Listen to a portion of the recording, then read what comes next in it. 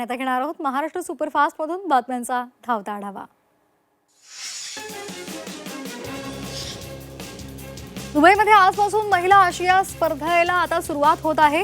Bharat, Pakistan, Sri Lanka, Bangladesh, UAE आणि Thailand, हाँगकाँग, Indonesia या संघांमध्ये स्पर्धा रंगणार आहे। भारतीय संघाची सलामीची लढत थायलंडशी होणार आहे, तर 5 सप्टेंबरला भारताचा मुकाबला पाकिस्तानशी होणार आहे। 13 सप्टेंबरला स्पर्धेचा अंतिम सामना रंगणार आहे।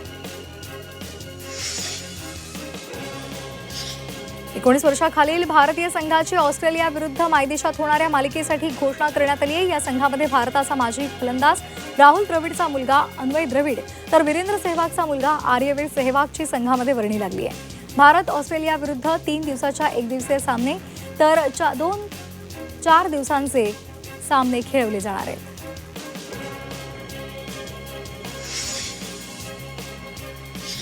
हॉकी विश्वचषक स्पर्धेमध्ये भारतीय महिला संघाला अखेर 5व्या स्थानावर समाधान मानावं लागलं। भारतीय महिला संघानं स्पर्धेच्या अखेरच्या सामन्यामध्ये तुलनेनं बलाढ्य जर्मनीचा 3-1 असा पराभव केलाय।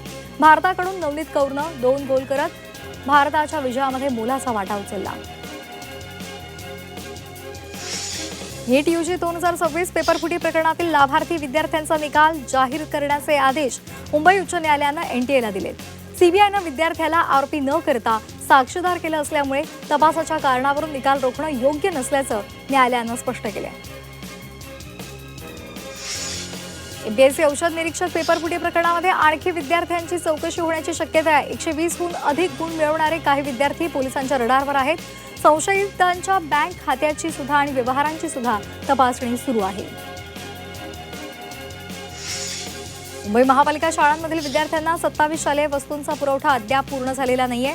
वह्या, गणवेश, त्याचबरोबर छत्र्या आणि रेनकोट न मिळाल्यामुळे विद्यार्थ्यांच्या शिक्षणाचा खेळखंडोबा करणाऱ्या पालिका प्रशासनाला शिवसेनेनं जाब विचारला। या प्रश्नी शिवसेनेच्या नगरसेवकांनी आक्रमक भूमिका घेत शिक्षण समितीच्या बैठकीतून वॉकआउट केलं।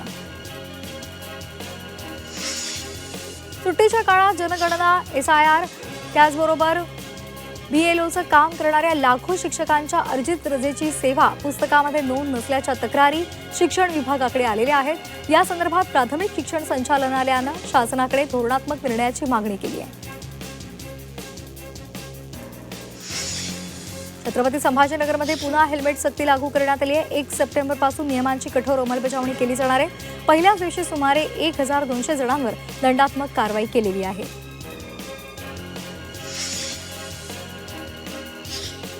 मुंबईमधील कचऱ्याच्या समस्येवरून मुंबई उच्च न्यायालयानं महापालिकेला सुनावले। मोकळ्या जागांवर कचरा टाकला जाऊ नये, यासाठी सुशोभीकरण करा, कचरा व्यवस्थापनासाठी दीर्घकालीन नियोजन करा, बॅकअप प्लॅन तयार ठेवा, असंही न्यायालयानं म्हटलंय।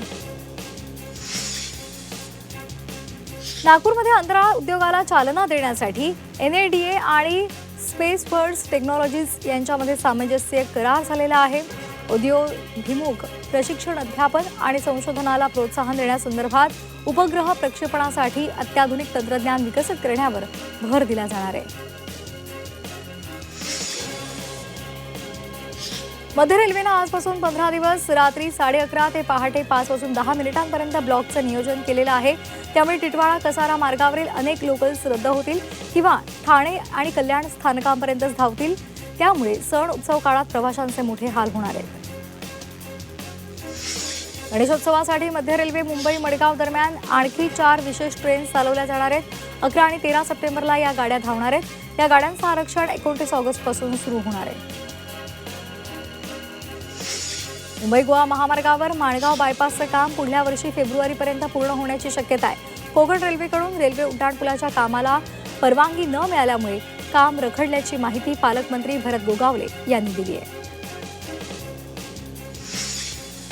E20 पेट्रोलमुळे जुन्या वाहनांच्या कार्यक्षमतेसंदर्भात चिंता वाढलेली आहे।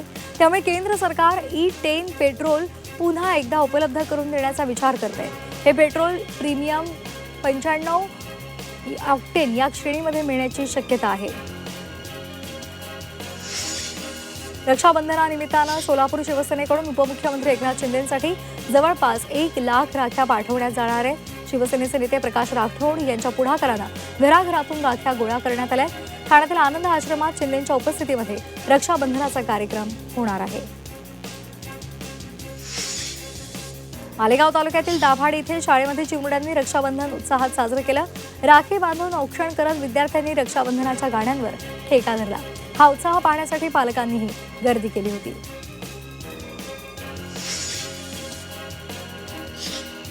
भंडारामधल्या शहीद भगतसिंग शाळेला जिल्हाधिकाऱ्यांनी अचानक भेट दिली आणि पाहणी केली. रक्षाबंधनाच्या पूर्वसंध्येला विद्यार्थ्यांनी स्वतः तयार केलेल्या राख्या बांधत त्यांना शुभेच्छा दिल्या. या आपुलकीच्या आणि अनोख्या भेटीनं जिल्हाधिकारी भारावून गेले.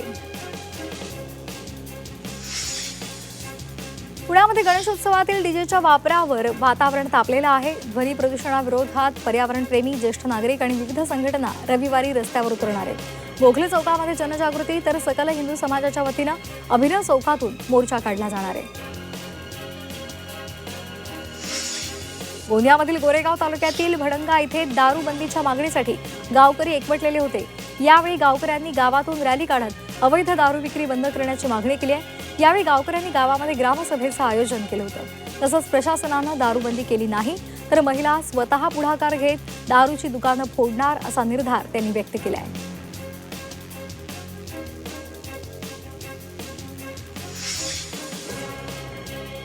मुंबई विद्यापीठामधील कलिना संकुलातील गरवारे व्यवसाय शिक्षण आणि विकास संस्थेच्या कॅन्टीनवर एफडीएनं कारवाई केली आहे. अवैध परवाना, निकृष्ट सुविधा आणि स्वयंपाकघरातील अस्वच्छतेमुळे कॅन्टीन बंद केले आहे.